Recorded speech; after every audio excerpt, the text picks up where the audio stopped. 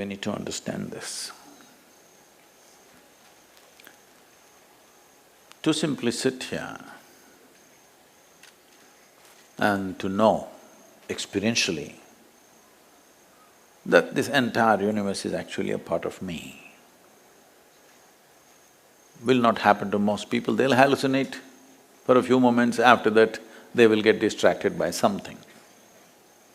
If you invest your life to create something which got nothing to do with you and something to do with everything, then slowly it will seep into you, into every cell in your body, that everything is actually a part of you. To simply sit here and get it, we don't know, you may take many lifetimes. Most people won't get it. They may get one thought and tomorrow morning it'll be out. But if you invest your time, energy and life into creating something which is not about you at all, then slowly it sinks into you. Every cell, every atom in the body will soak it up and make you understand that your life, the way you are, is actually all-inclusive. Otherwise, it's just a talk. A whole lot of people, it's become a fad in the world. I keep hearing this, particularly in United States, people say, we love the universe. Wow! That is the easiest bloody thing to do, because it's not here. If you have to love somebody who's next to you right now, it takes life, it costs life, you know. You may have to give something. If you have a mango in your hand, if you love somebody, you may have to give it away. But if you love the universe, you can eat the mango and love the universe.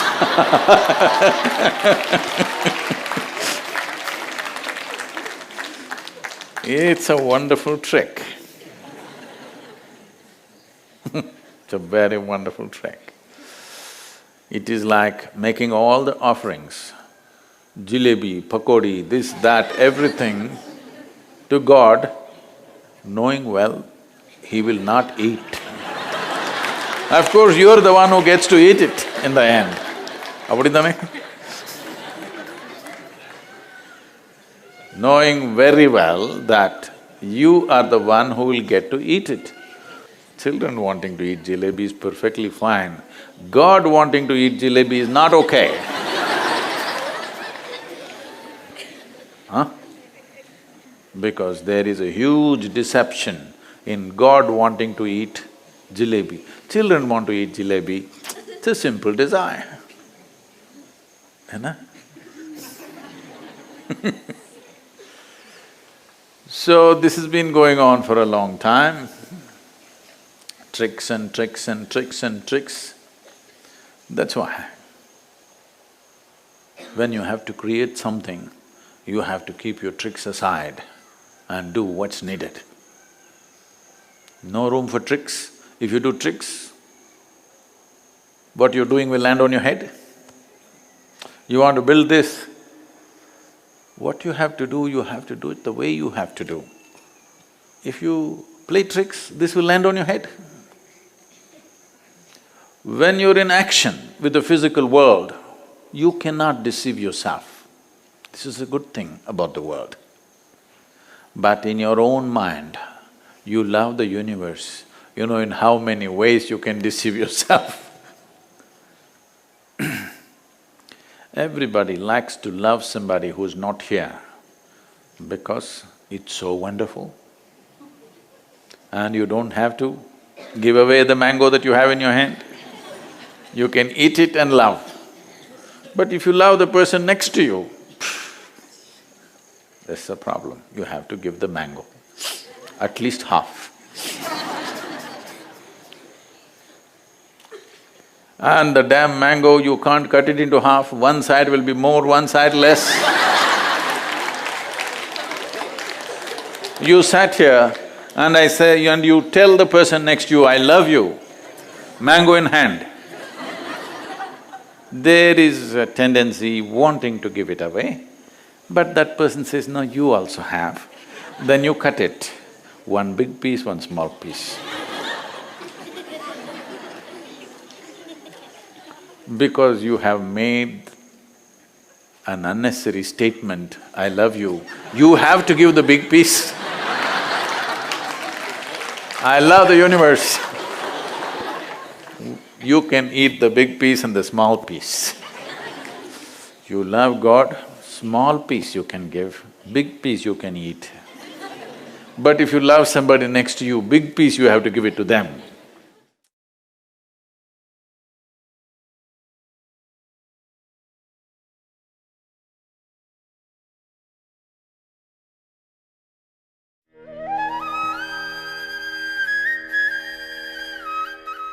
Sadhguru, the number of projects you handle, Isha handle, are numerous, and I mean, how do you handle that? I mean, do you have that like a very clear blueprint in your mind? Even if you do, how do you bring the volunteers to exactly execute what's in your mind?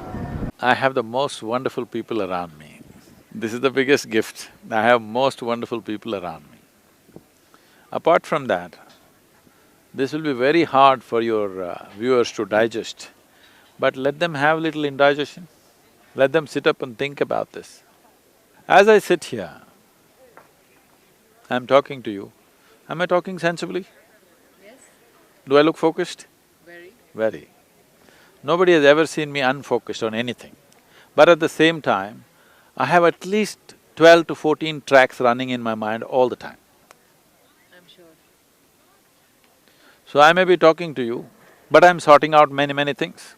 That means, in a way, compared to a whole lot of people, if they think one thing, they can't think the other thing. I have 14 people in one. I could increase the range if I want, I'm just little lazy.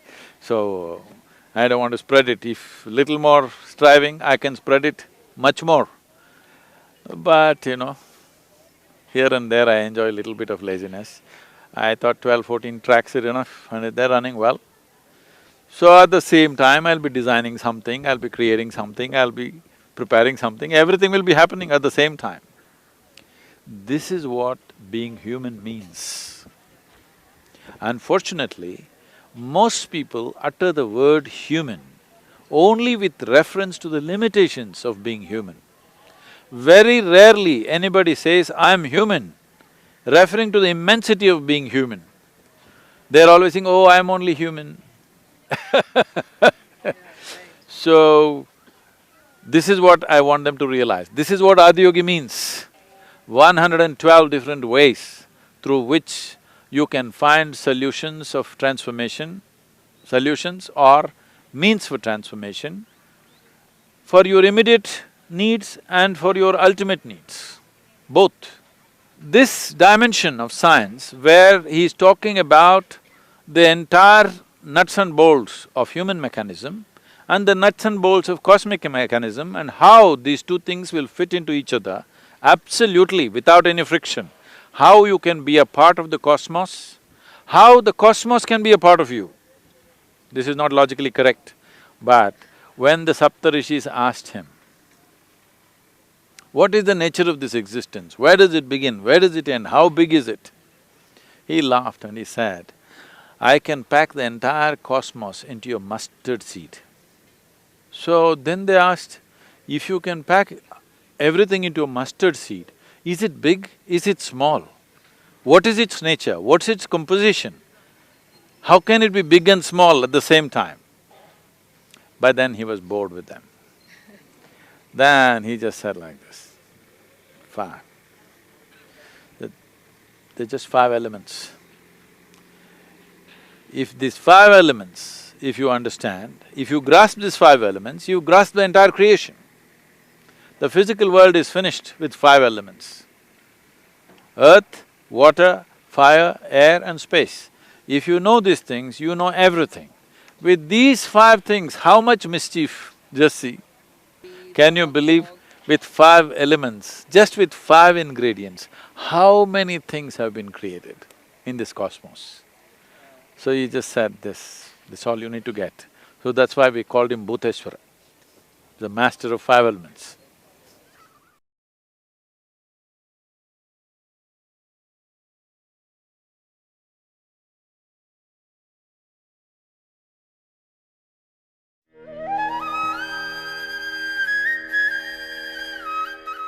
The word prana, there is no equivalent word in English, but we can say it's the vital energy. That which we call as the life energy is prana. Prana has 10 different manifestations in the body, but for the sake of understanding, we'll bring it down to 5. These 5 are referred to as 5 vayus or panchavayus. This is pranavayu, samanavayu, udhanavayu, apana and vyana. They're in charge of different dimensions of what happens in this human mechanism. This is an endless subject if I speak like this. I'm just trying to abridge it in a sensible manner. Taking charge of this. Yama means to control or to take charge. Pranayama means a method with which you want to take charge these panchavayus. Because how your body functions, how your mind functions, how the whole physiological framework, this human mechanism, how it functions, is determined by this energy. This is an energy, it is an intelligent energy in the sense it carries a certain amount of memory. The karmic memory of the individual person is imprinted on this energy. So in each person, the prana functions in a different manner. It is unique to each individual. It is not like… it is like electricity. Electricity is not smart. It can light up the the light bulb, it can run the camera, it can, run the air conditioning, it can do million things, but not because of its intelligence. It does the same thing, always. Because of a particular device, a certain thing happens. But now I'm talking about, this will happen in future, that you may have smart electricity. It is not far away. In the next 50 years, you may have smart energy, that the energy behaves in a particular way. You can make it behave in a certain way because you can imprint certain memory upon it. So this is an intelligent energy where a certain amount of imprint is there. Because of that, it functions in a specific manner in an individual person.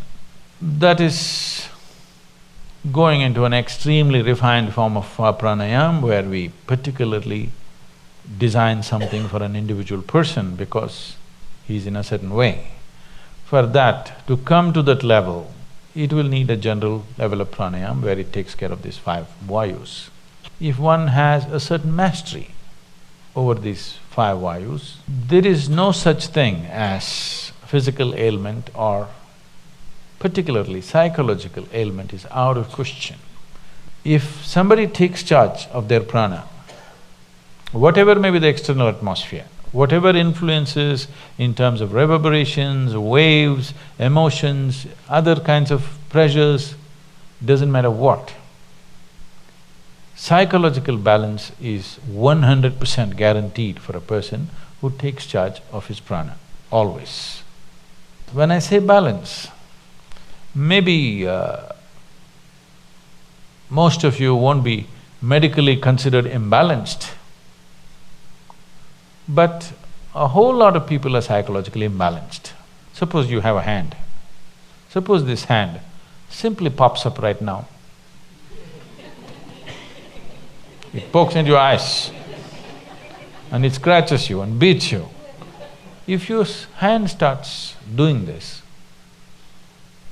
there is a sickness, isn't it? At least your hand is sick. Let me not blame the whole person.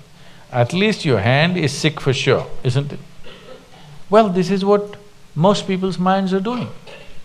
Every day it scratches you from inside, makes you cry, make you bawl, make you worry, In so many varieties of suffering, it pokes your eyeballs out many times. Is it not doing? It is sick. Maybe in a socially accepted manner, but it is sick. So one who takes charge of his prana can be 100% assured his psychological balance is there, you cannot shake it. Physiological balance also is there, but physiological ailments may happen due to various reasons. One thing is there are infections and other, organisms who want to live. Yes, they want to live. Another thing is variety of chemicals and poisons and stuff we may swallow knowingly, unknowingly, and it can cause things. So physiological ailment is, I would say, 90% guaranteed that it won't happen. But psychological well-being is 100% guaranteed. If you're psychologically in an extremely good place, 10% of physiological problems are not even a problem, It's not even a problem. Most of the time, what little things that may happen to the body, that's not the thing. What reaction that happens in your mind is the big thing, isn't it? Yes or no? Yes.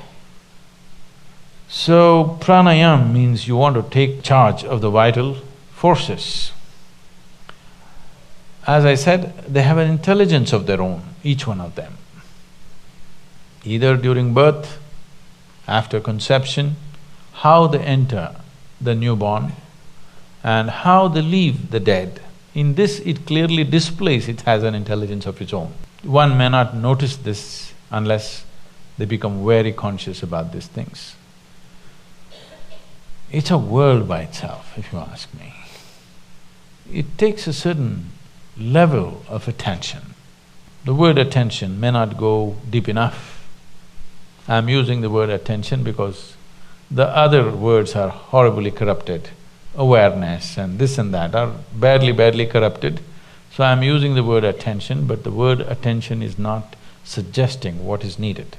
Just mental alertness is not enough. It has to become really attentive. If you make yourself like that, you know how these five are functioning.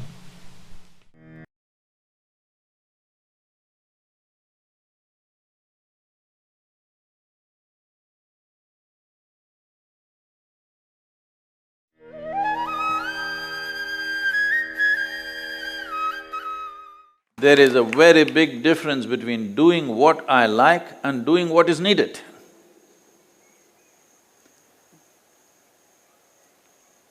When you start doing what is needed, there is no such thing as what is it that I like and what is it that I do not like.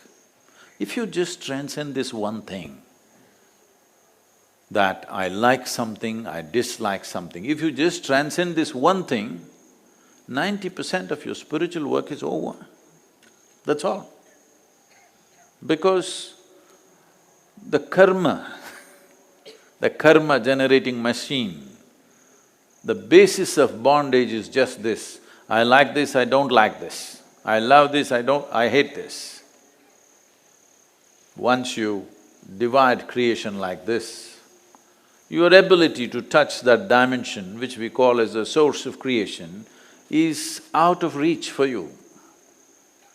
I want you to pay attention, all the children also, okay? Hello? All of you should pay attention to small things. A blade of grass, a leaf, an ant. You saw an ant? Huh? Really closely, you must look at an ant. Whoever made this ant, has it been made with meticulous attention or simply, okay, just a bloody ant? Huh? What do you think? Very well made? Well made or no? Very well made, isn't it? Fantastic ant actually, not just a bloody ant. So if the creator, if the source of creation is willing to pay that much attention, to a tiny little ant. Who the hell are you to decide what you like and what you dislike?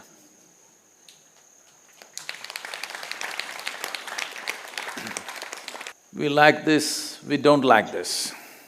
You like a cockroach? Why? Suppose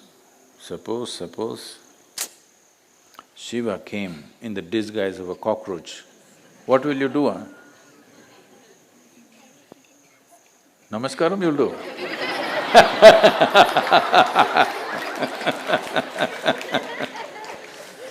But how will you know it is Shiva or just another cockroach, huh?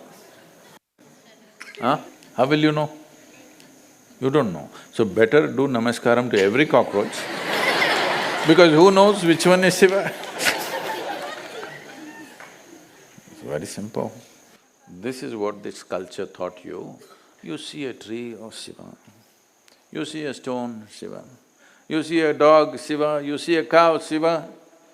Because you don't know. You don't know today what is his disguise. Better not take a chance, isn't it? Huh? Better not take a chance.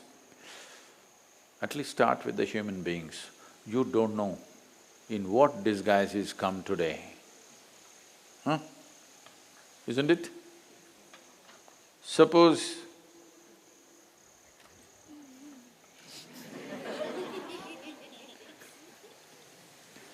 who knows? This is why, whoever you see, because who knows today what is the disguise? If you're like this,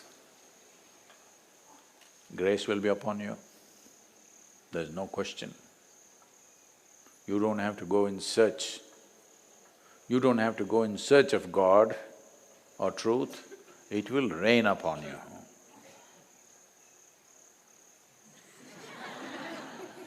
It will.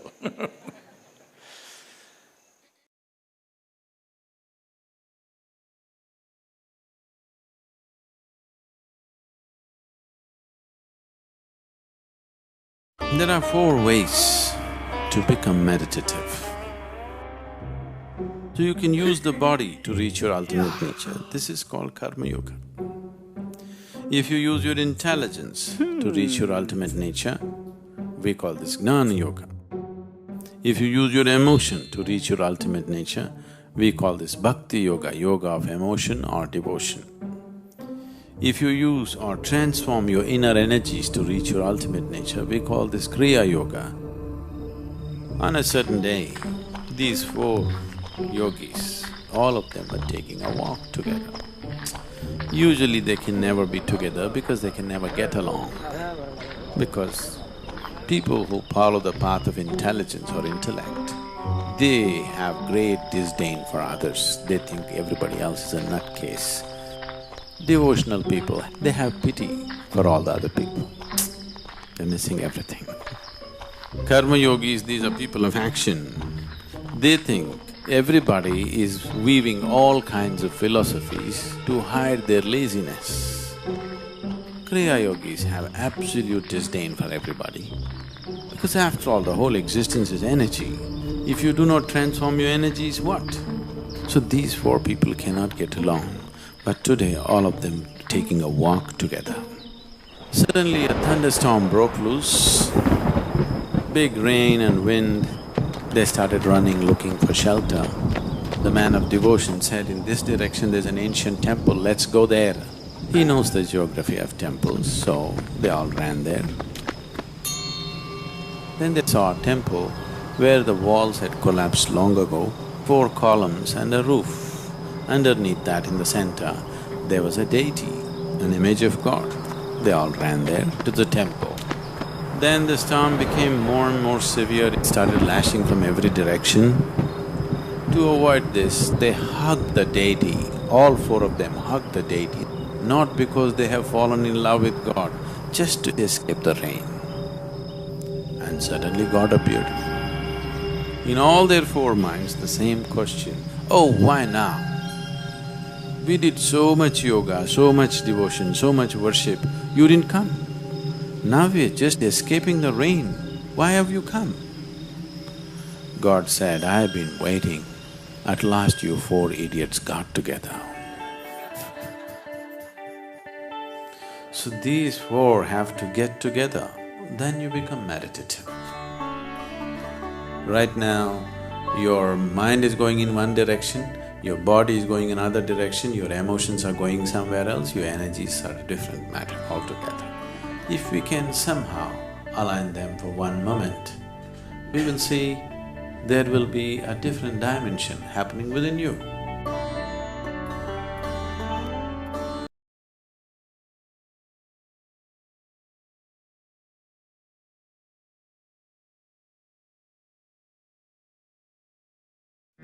Happening. If you invent it, that's called a lie. Truth is not something that you invent, truth is something that you realize. Lie is something that you invent. So you don't have to say truthfully, naturally. What is natural is truth. So, should one follow the precepts of the past or should one come to something new? There should not be a compulsion about breaking the rules of the past, nor there should be a compulsion that you must only do it the way of the past. It is important that every generation looks at what is really needed, what is not needed. If you do not discard the garbage that you develop in your house, after some time, your whole house will be a garbage bin, isn't it? Every day you must throw out the garbage, then only the house is clean. Similarly in our lives, many things that don't work, we must throw them out on a daily basis. If we don't do that, as a culture, if you don't do it for hundreds of years, then you become stagnant. When you become stagnant, nothing works. Right now, if we are constantly looking for better ways of doing every aspect of our life, I'm saying from the simplest, if you just start looking, what is the best way to sit? Invariably you will come to me, you will want to learn yoga. If you start looking, what is the best way to breathe? I'm saying these are all vital things. What is the best way to eat? What is the best way to manage my body? If you just start thinking like this, you will start doing yoga. That is, you will start approaching your physical and mental well-being in a scientific manner. Similarly, what is the best way to interact between two neighbors? If you look at it truthfully, then you will arrive at a science what works best between neighbors, rather than trying to weave a philosophy around it. So, the philosophies of the past also might have been sense at one time, which turned into a kind of a precept over a period of time, then it turned into a law, then it turned into a belief system, then it becomes a religion over a period of time. Instead of that, we have to come to our senses about everything. But will we arrive at an ultimate answer for everything? Maybe not, because changing realities are there. So one way of looking at life is, first and fundamental thing is, there is substantial scientific and medical evidence to show you that your body and your brain will function at its best only when you're joyful. So first thing is this, that you have a body and brain which works well. You have a functioning brain. If this has to happen, you must be in a pleasant state of experience. So first thing is to become joyful by your own nature. If you manage this, you have a functioning brain. Have you noticed this? When you're happy, you find solutions. When you're unhappy, you create problems. Have you not noticed this in every situation in your life? So, this is important. The first and basic thing, this is not done. People think pursuit of happiness is to be achieved. You must be successful towards the end of your life. No, this is the very first thing, that you are joyful by your own nature. Now you have a functioning intelligence which is not encumbered by any compulsions. You are in pursuit of happiness means you are encumbered by all kinds of compulsions. I am joyful means you're not encumbered by anything. Now you can look at things just the way they are. Only if you see things just the way they are, not from a prejudiced mind, simply the way they are, then you will also come up with solutions every day, better and better solutions. If you cannot even see what is there because you have prejudiced opinions about everything, then how a solution will come when you don't even figure the problem? How will you come up with a solution?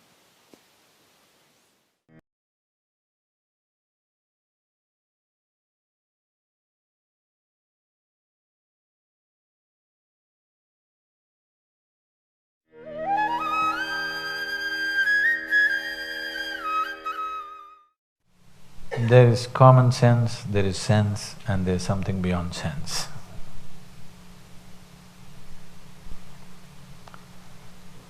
With common sense, your survival process gets handled. You don't have to be brilliant, you just have common sense. You will survive pretty good. You could turn out quite street smart. Actually, if somebody very intelligent is walking down the street, let's say Albert Einstein is walking down the street, a street urchin can easily con him. Albert Einstein doesn't have the wily nature of the one who's walking the streets every day. Very easily you can deceive him. You may have enormous intelligence about something else. So, because the street kid has more common sense is restricted to a certain habitat. In that habitat it works. In another place your common sense doesn't work. You know, you heard of the ISRO, they've sent a Mars probe now at 10% of the cost what NASA would do normally. Because it's all indigenous and they build it up in their own ways. So they were interviewing people to be taken in for a job in ISRO. Shankaran Pillai applied. He is very street smart, a lot of common sense. So the interviewer asked him, which is closer, moon or Mumbai? They're in Bangalore. Shankaran Pillai looked up in the sky and I said, moon. He said, what? How do you say that? He said, well, I can see the moon, I can't see Mumbai.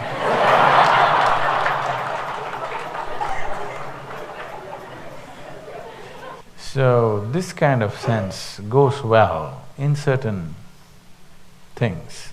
But if you want to transcend, you need a different kind of sense. This kind of sense is good on the survival mode. When you're in a survival mode on the street, this kind of sense works pretty good. If we try to go all over with this kind of sense, we'll become one big mess. So going beyond one's senses and knowing, why is it needed? It's not needed if you're thinking in terms of a need. If you're using the word need as whether it is necessary for my survival or not, it's not needed. But unfortunately, if you had come here as a chimpanzee, it's definitely not needed. But your tragedy is you have evolved into a human being, wanting to live like a chimpanzee. Doesn't work. That's the whole problem. Human intelligence and awareness has come to a place where it cannot limit itself to the ambit of survival, it has to. Look, now what we're doing as a solution for this problem, it's not a problem, it's a possibility. Every possibility, those who are not willing to take on the possibility, for them it seems like a problem. It's a phenomenal possibility, but most human beings are treating it like a problem. So how they're solving the problem is, raise the bar of survival, keep on raising it. What was your idea of survival 25 years ago? What was your idea of survival 15 years ago? What is your idea of survival today? It's raising the bar, isn't it? 2 meals a day was survival when you didn't have anything. If you have known that such a state, it's good to know those things. But now, maybe Mercedes is survival. In every different segment of society, survival has been raised to a place where billionaires are still struggling to survive among their community. Yes. I have had this opportunity at close quarters to see multi-billionaires, but they're still beggars. Every day, their mentality, their mindset is just that of a beggar who sits on the street and thinking, okay, what is today? Then what do I want to do? My survival is taken care of. What is it that really matters to me in my life? Whatever that is. If we don't structure our lives like this, forever you will be fighting with phantoms. Why I'm saying you're fighting with phantoms is, in other countries, where the bar of survival has not been raised so high, people can change the course of their life when they wish. I find in the most affluent nation on the planet, everybody is enslaved for 30 years minimum. Their house loan is for 30 years, car loan is for 5 years, another thing is something, their insurance, this. They're just fixed. Tomorrow morning if they find something really compelling that they want to do, they cannot do, they can only do it after 30 years. We did not come to affluence for this. The idea of affluence is you have the freedom to change the course of your life, do what you want to do. You don't have to be stuck with what you thought was the best thing when you were 20. At 20 you may think this is the best thing, at 40 the damn thing means nothing. If still the same things mean a lot to you, that means you're stuck. You're not growing, isn't it? A whole lot of people are stuck at 14, not even 20. Same things. Still they're excited about somebody's body part, they're still very excited about… It's ridiculous. When you're 14, you are excited, I understand. You're 45, 50, 60, you're still in the same bin. It's a tragic way to live, because essence of life is that we are able to explore as much as we can when we live here, to know and experience everything possible that is there in this life.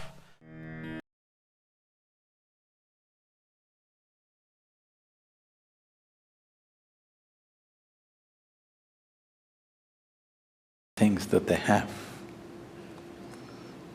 But very few people kept accounts of how they are, or they're progressing or regressing or what is happening. People have taken on this mode. If small things go wrong in their life, they'll find one little person down there and say it's because of him. I'm talking about the husband.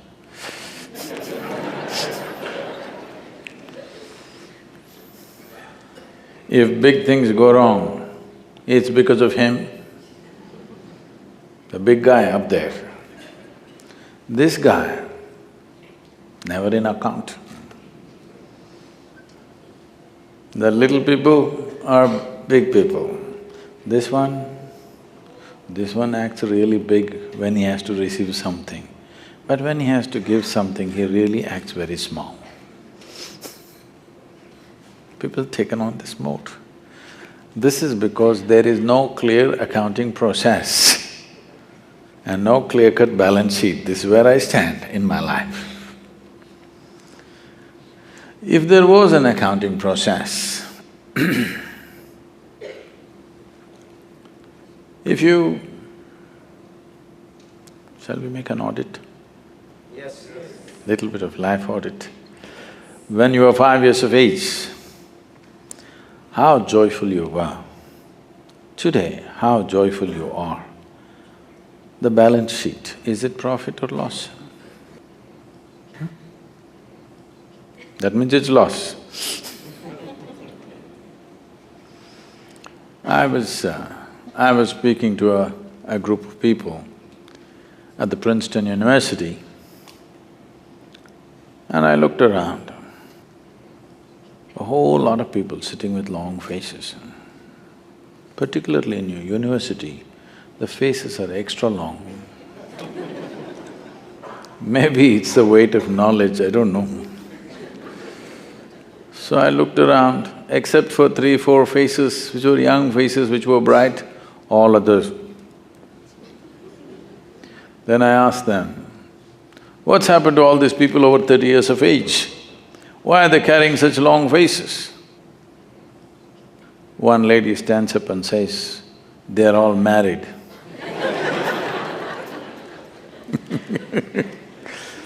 This has happened only because there is no day-to-day accounting.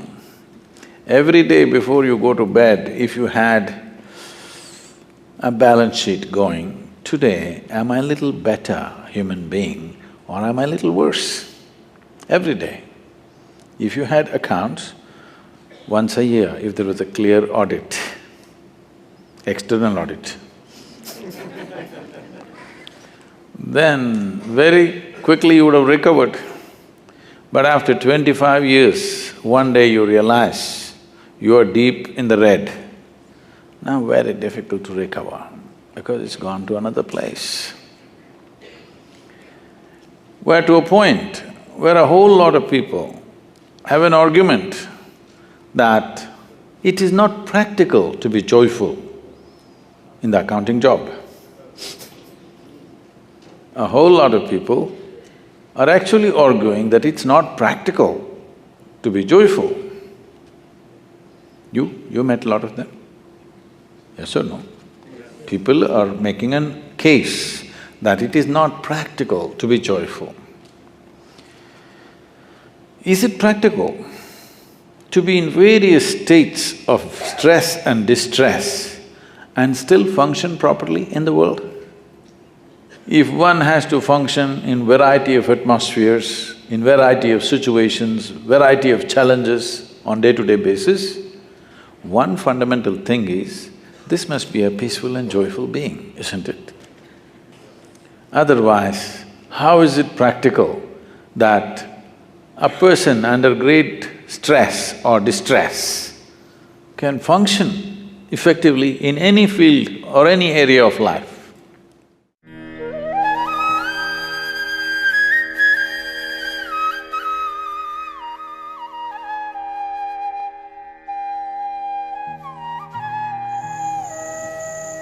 Everybody knows what's a chakra. Chakra is an English word, Chinese also. Chakra is a Chinese word.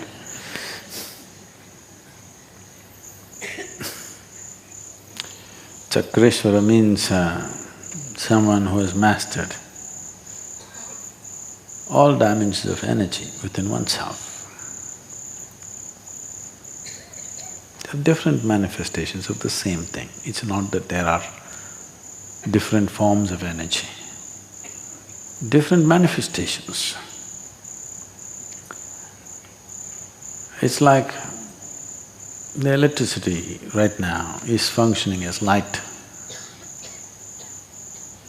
functioning as a camera too, maybe functioning as a filter in the Chandrakund. Same electricity,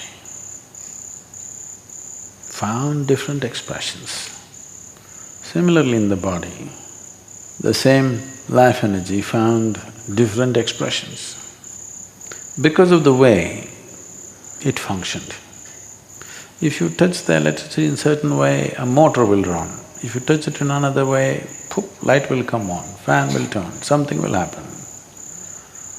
But fundamentally, as far as electricity is concerned, it's doing the same thing. Yes? The electricity does not know whether it's throwing out light or it's cooling the place, or it's, enhancing my voice. The electricity does not know these things.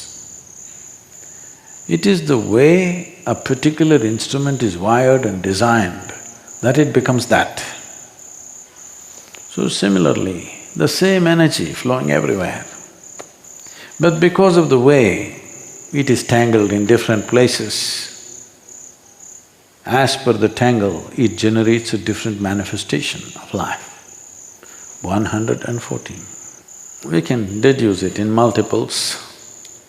7 is deduction and also a classification. In each classification, 16 into 7, 112. 2, we're leaving it out because there's nothing much you can do about it. For this plant to blossom, we can nurture the root, we can trim the branches, we can do something, but once it's flowered, there's nothing to do. Nothing to do with the flowers. Similarly, the two of them are like flowers. If they blossom, there's really nothing to do, just enjoy it. Only 112 to work with. These 112 fall into 7 categories of 16 each. How to become a master of all these things? But the problem is, how do you feel when you're a master of all these things? Don't worry about how the hell you feel, first get there, no?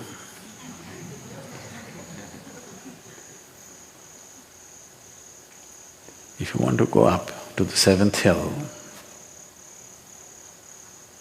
there's a certain level of stress on the knees and lungs and everything. Right here, if you stand and think, if I go and stand there on the peak, how will it feel? This peak is very related to being a Chakreshwara because someone left their body through all the 7 chakras. So right here, if you sit down and think, even physically, how does it feel up there? Will you get anywhere near that experience? I'm asking. You have to go through the pains, isn't it? It's painful if you're not fit. If you're fit, it's a joy to climb. So the best thing to do is get yourself fit, so that joyfully you can climb. Otherwise, you may climb painfully, and by the time you go there, you may be in so much pain that you don't experience anything, you just want to come down. A lot of people are like this. They come all the way to Kailash, all they want is to go back and find a hotel room where they can sleep and shit in a proper place. Really, I'm not joking. They start fantasizing about how they will use the bathrooms. Though we provide them with the most scenic bathrooms in the world,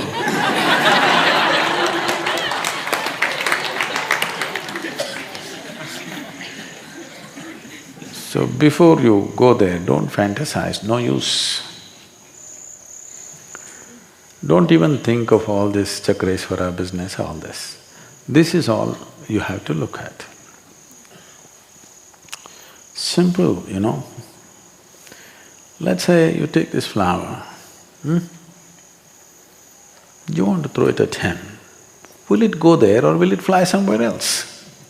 That's a question, see? With every moment, if this has to touch the tip of your nose, will it touch you or will it go like this? This is the question.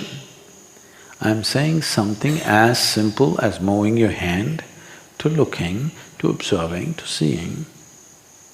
Can you do everything with a certain level of precision? If you bring this precision into everything that you do, you are slowly gaining control over this.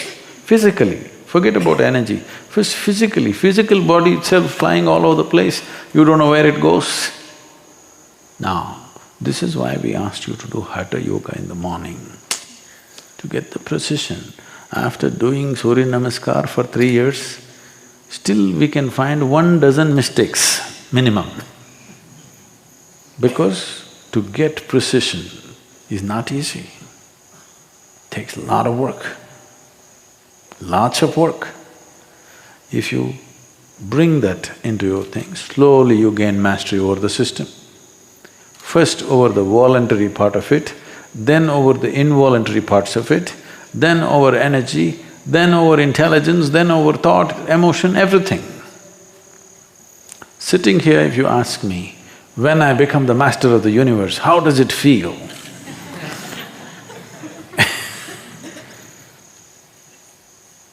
If you get halfway, you may feel like Alexander the Great. He wanted to conquer the world and know how it feels.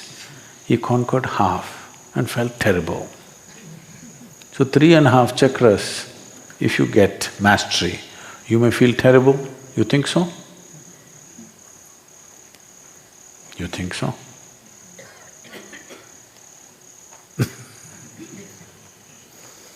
I'm saying that's not how it works. Don't waste your time with these kind of things. I will tell you, Chakraswara, how it feels like this, like this, like this, like this. What do you know? Just waste of time. And you will fantasize about something that you do not know. No use. Just see, what are the things that you don't have control about? Just see, if you can pick an innocuous dot, a simple spot on this floor, and simply look at it. Somebody says snake, still you don't know. Whatever happens, you're just there.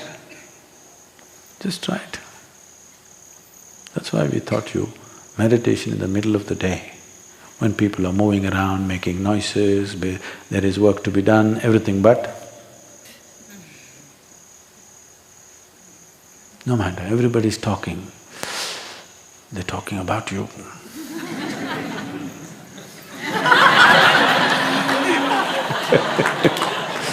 No, they're talking whatever.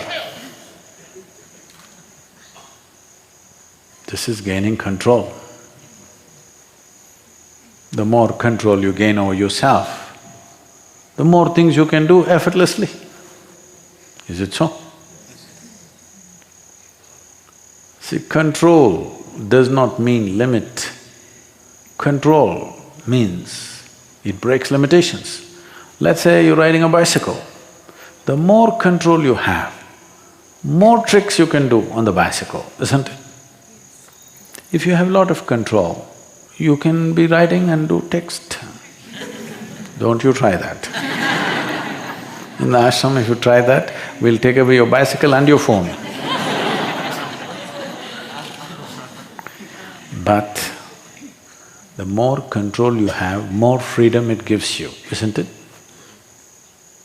The more control you have over this, more freedom it gives you. Less control you have, less entanglement, more entanglement you have and less freedom you have. So, instead of thinking of Mount Everest to start with, better to climb the steps up and down in Isha Yoga Center. This boy, you must put him on a duty at the Surya Kund. Up and down, you must empty the tank tomorrow. We'll give you 2 buckets. It'll work, believe me. These days we can't, the gurus are crippled because you can't use any method that works. Somebody will file human rights. You can't do what's needed. You have to do pussycat stuff. You can't do what's needed straight, you have to… the way they like it.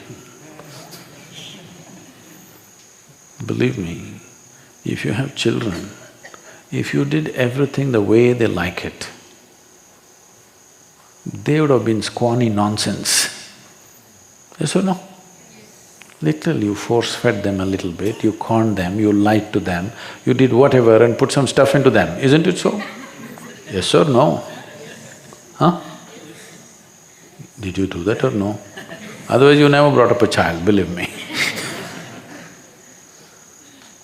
So similarly, a guru should be given that little latitude. If everything has to be according to a norm, then little crippled guru, you know. Because if you already know what he will do with you, and you already calculated what will happen, what will not happen, it doesn't work like that. It will always come in a way you never imagined possible. And because people have set plans in their mind, when things come in the way they did not expect, they will let it pass by. Today, modern mind has reached this point that if you light a lamp and let it float in front of them, you must tell them, this is a lamp. Otherwise they look at it like this, huh? No, nobody told me a lamp is coming, so it's not coming. You got to tell them, lamp is coming. In how many minutes? In 3 minutes. 3 minutes exactly? Oh, my watch says this, my cell phone says this, which 3 minutes? If you came here 150 years ago, I would have thrashed you if you asked such a question.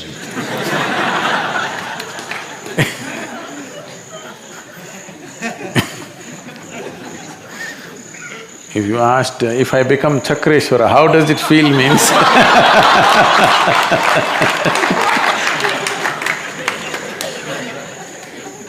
when there were no human rights activists, if you came, I would have really thrashed you. But now I cannot.